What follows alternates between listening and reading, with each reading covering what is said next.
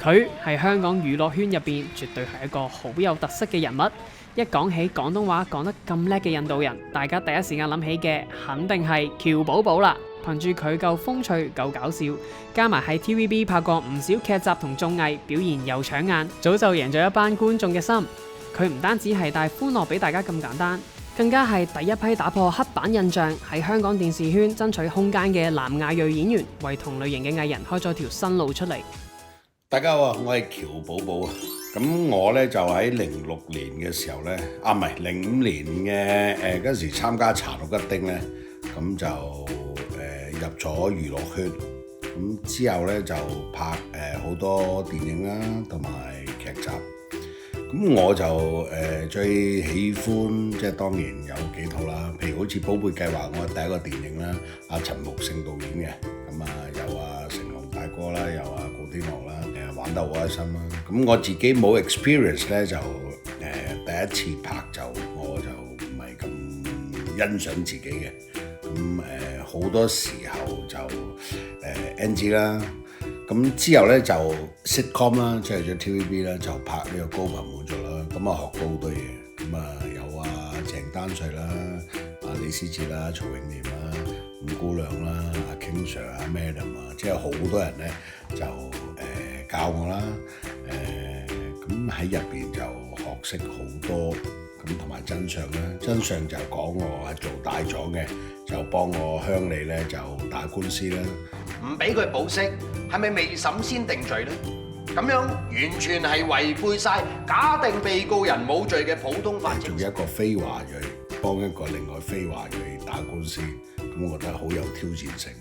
咁入邊對白好長啊，咁同埋因為我自己又唔識寫唔識睇中文嘅，所以我要拼音文字，啲 law terms 咧都比較重嘅。咁我覺得係好有挑戰性。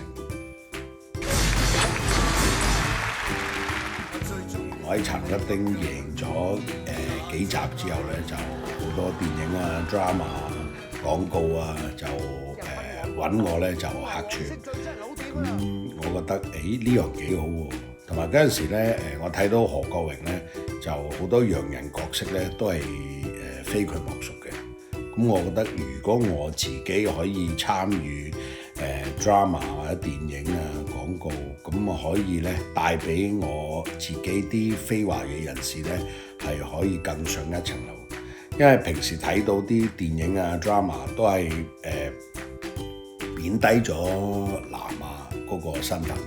咁我覺得我如果入到去咧，我可以 highlight 即係我哋自己嗰個民族色彩啊。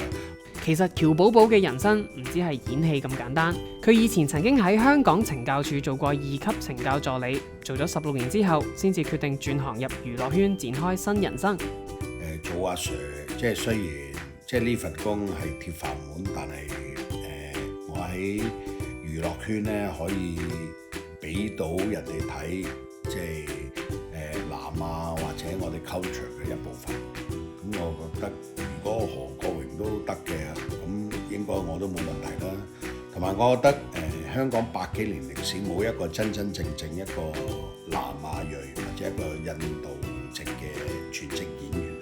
咁我覺得如果我可以sacrifice， 即係可能唔做懲教處嗰份工作，而全職咧投入呢個演藝界咧，就會可以更加會將我哋嗰個南亞 image 咧會發揚光大。